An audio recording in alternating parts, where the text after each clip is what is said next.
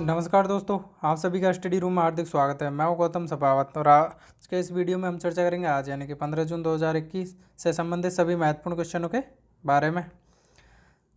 तो चलिए देखते हैं दोस्तों, यह है मेरा बायोडाटा। और क्वेश्चन शुरू करने से पहले मैं बताना चाहूँगा कि आज हम बहुत कुछ पढ़ेंगे, बहुत कुछ जानेंगे, लेकिन आपसे कहना चाहूँगा कि दोस्तों जब तक आप पढ़ने का साहस नहीं जुटा पाओगे तब तक आप आपकी तैयारी को एक अच्छी तरीके से सही डायरेक्शन नहीं दे पाओगे।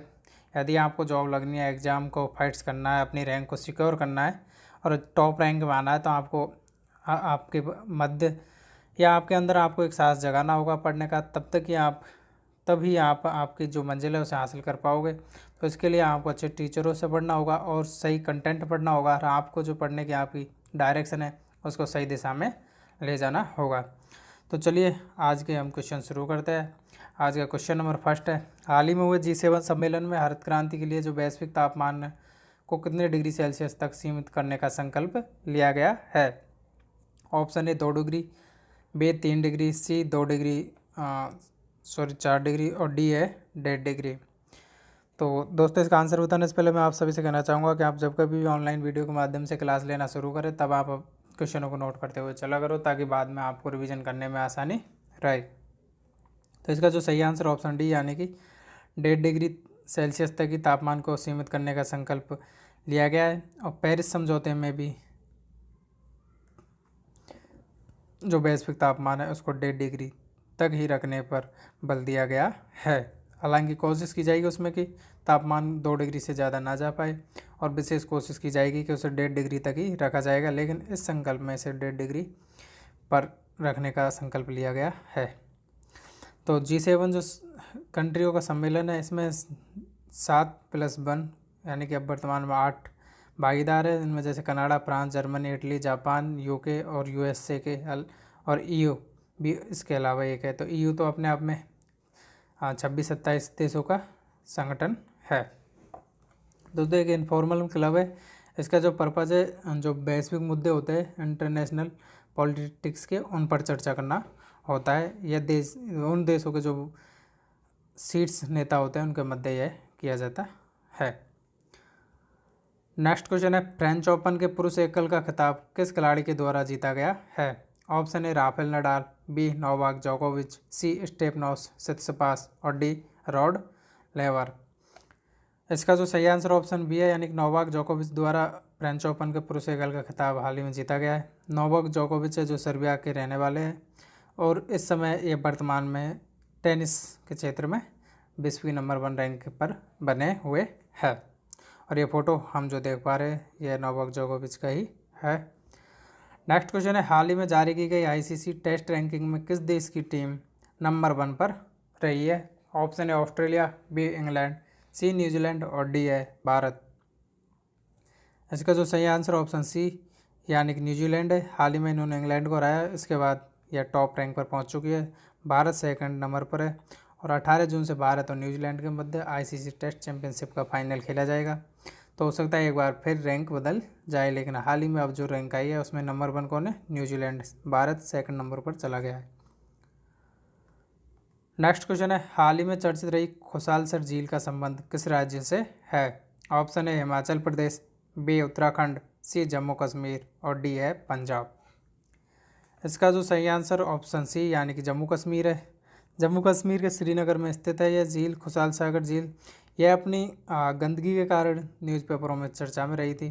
तो इसके बारे में मैं आपको और डिटेल से बताऊं, जैसे कि आप ये फ़ोटो देख पा रहे हो, तो इस फोटो में आप देख पा रहे होंगे कि झील में किस तरह गंदगी अटी पड़ी हुई है। देखो जैसे प्लास्टिक, जूते, चप्पल, लकड़ी, कैन, और ये स्टील के कुछ बर्तन्स, तो और काई छाई हुई है पूरी पानी के ऊपर। तो इस तरह पूरा पानी इसका गंदा हुआ है। तो वहाँ के कुछ युवाओं के द्वारा एक अभियान शुरू किया गया था और धीरे धीरे देखते हुए उस अभियान से वहाँ के सभी लोग जुड़ते चले गए और लगभग 1,000 ट्रक कचरा इस झील से निकाला गया। उसके बाद यह झील इस तरह अब साफ़ सुथरी नज़र आने लगी है। इसी कारण यह झील हाल ही में न्यूज़पेपरों में चर्चित रही है। तो दोस्तों अब आप भी, यदि आपके आसपास जो जल के स्रोत है गंदे हो, तो आप सभी सामुदायिक भागीदारी से उसे साफ कर सकते हो, क्योंकि यह एक उदाहरण है कि किस तरह कचरे को जो सामुदायिक भागीदारी होती है उसके माध्यम से हम साफ कर सकते हैं, क्योंकि कोई भी अकेला इस तरह के बड़े प्रोजेक्ट को नहीं कर सकता। तो ऐसे प्रोजेक्ट हमेशा सामुदायिक भागीदारी से ही साफ किए जा सकते हैं। नेक्स्ट क्वेश्चन है, ऑपरेशन ओलिविया किस बल के द्वारा चलाया जाता है? ऑप्शन ए वायुसेना, बी आर्मी बल, सी तटरक्षक बल और डी है पुलिस बल। इसका जो सही आंसर ऑप्शन सी यानी तटरक्षक बल के द्वारा चलाया जाता है। कहाँ पर चलाया जाता है? उड़ीसा में चलाया जाता है। क्यों चलाया जाता है? तो तटरक्षक बल के जरिए जो उड़ीसा में एक कछुए की प्रजाति पाई जाती है ओलिव रिडले, तो उनकी रक्षा करने के लिए इसे शुरू किया गया था। ओलिव रिडले के जो कछुए हैं वो नवंबर से दिसंबर के महीने में प्रजनन के लिए उड़ीसा के तट पर घोंसला बनाना शुरू करते हैं। उसके बाद वो वहाँ पर प्रजनन करते हैं, तो उस समय उनकी रक्षा करने के लिए तटरक्षक बल के द्वारा ऑपरेशन ओलिविया अभियान चलाया जाता है ताकि उनकी रक्षा की जा सके। क्योंकि ये जो ओलिव रिडले कछुए है IUCN की रेड लिस्ट में है, अर्थात ये विलुप्त होने के कगार पर है, इसलिए इनके संरक्षण की विशेष आवश्यकता है। नेक्स्ट क्वेश्चन है, कोरोना महामारी के कारण स्कूली व्यवस्था से बाहर हो गए बच्चों को स्कूली शिक्षा से वापस जोड़ने के लिए केंद्र सरकार के द्वारा किस पोर्टल की शुरुआत की गई है? ऑप्शन ए शिक्षा पोर्टल, बी प्रबंध पोर्टल, सी ऑनलाइन पोर्टल, डी स्कूली शिक्षा पोर्टल। तो इसका जो सही आंसर है ऑप्शन बी यानी कि प्रबंध पोर्टल के माध्यम से ऐसे बच्चे जो कोरोना महामारी के कारण स्कूली शिक्षा से दूर हो चुके हैं उनको वापस स्कूली शिक्षा में लाने के लिए और स्कूली शिक्षा के तहत उनको एजुकेशन देने के लिए और वापस उन्हें एक नया जीवन देने के लिए इस प्रबंध पोर्टल की शुरुआत की गई है। इसके माध्यम से आंकड़े एकत्रित किए जाएंगे और उन्हें ब्लॉक रिसोर्स समन्वयक के द्वारा उन आंकड़ों को अपलोड किया जाएगा और ऐसे बच्चे उस स्कूली शिक्षा से वापस जुड़ाव हो जाएगा ऐसे बच्चों का, तो उसके बाद वो एक अच्छी शिक्षा ले पाएंगे ताकि वो इस बढ़ती हुई दुनिया की में पीछे ना रह पाए। नेक्स्ट क्वेश्चन है, युवा शक्ति कोरोना मुक्ति अभियान किस राज्य के द्वारा शुरू किया जा रहा है? Option A Madhya Pradesh, B Bihar, C Rajasthan, D Tamil Nadu. इसका जो सही आंसर ऑप्शन है मध्य प्रदेश के द्वारा इस अभियान की शुरुआत की जा रही है। क्यों की जा रही है? क्योंकि जो कोरोना महामारी के प्रति लोगों को जागरूक करने और कोरोना के अनुसार व्यवहार करने के लिए इस अभियान को शुरुआत की जा रही है।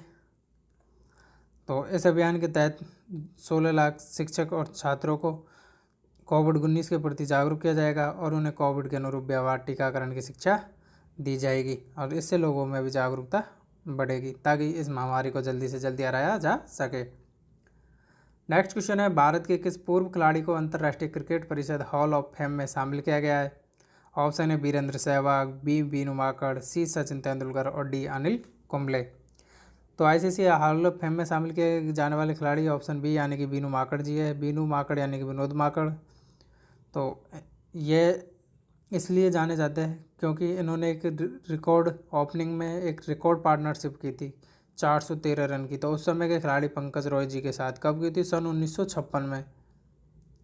तो आप अनुमान लगा सकते हो कितने साल पहले ये पारी खेली गई थी और गुजरात में इनका जन्म हुआ था।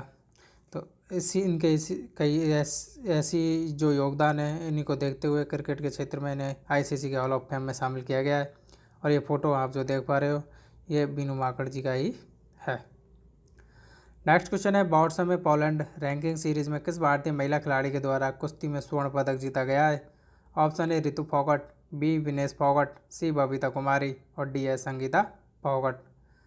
इसका जो सही आंसर ऑप्शन बी यानी विनेश फोगट के द्वारा यह अवार्ड स्वर्ण पदक जीता गया है। विनेश फोगट ने कितने किग्रा की फ्री स्टाइल में जीता है? 53 किग्रा फ्री स्टाइल में स्वर्ण पदक जीता है और यह कहाँ खेली जा रही है? पोलैंड में। नेक्स्ट क्वेश्चन है, महिलाओं की 100 मीटर बैक स्ट्रोक में किस महिला तैराक के द्वारा विश्व रिकॉर्ड बनाया गया है? ऑप्शन ए कटियाला देख है, बी रेगन स्मिथ, सी नैटली कोगलिन और डी है काइली मैककेन। तो इसका जो सही आंसर ऑप्शन डी काइली मैककेन है। यह ऑस्ट्रेलिया की रहने वाली तैराक है और 100 मीटर की जो बैक स्ट्रोक में इन्होंने 57.45 सेकंड का समय लेते हुए विश्व रिकॉर्ड को तोड़ दिया और अब नया रिकॉर्ड बना दिया है। तो ये 57.45 सेकंड में यह रिकॉर्ड बनाया गया है, यानी 1 मिनट से भी कम समय में। आज का लास्ट क्वेश्चन, भारत के द्वारा कोविड से लड़ने के लिए किस परियोजना की शुरुआत की गई है? ऑप्शन है new hospital, B corona hospital, C health hospital और डी है एक्सटेंशन ऑफ हॉस्पिटल्स। तो इसका जो सही answer option D extension of hospitals है। इसके तहत छोटे जो और मध्यम दर्जे के जो शहर है वहाँ पर नए नए हॉस्पिटल्स की स्थापना की जाएगी। जो पुराने हॉस्पिटल की बिल्डिंग होगी उन्हीं बिल्डिंग के पास में मॉड्यूलर हॉस्पिटल्स की स्थापना इस प्रोजेक्ट के तहत की जाएगी, जिसमें वेंटिलेटर व ऑक्सीजन की पर्याप्त व्यवस्था की जाएगी ताकि इस महामारी से जल्दी निपटा जा सके और यदि इसकी अगली लहर आती है तो उस समय भी संसाधनों की कमी का सामना ना करना पड़े, क्योंकि कोरोना की द्वितीय लहर के समय भारत में संसाधनों की कमी का सभी जगह पर सामना करना पड़ा था, जिससे कई मौतें हो गई। तो दोस्तों, यदि आपको चैनल पसंद आ रहा हो तो आप चैनल को लाइक करें, वीडियो को शेयर करें और साथ ही साथ चैनल को सब्सक्राइब करना ना भूलें। Thank you.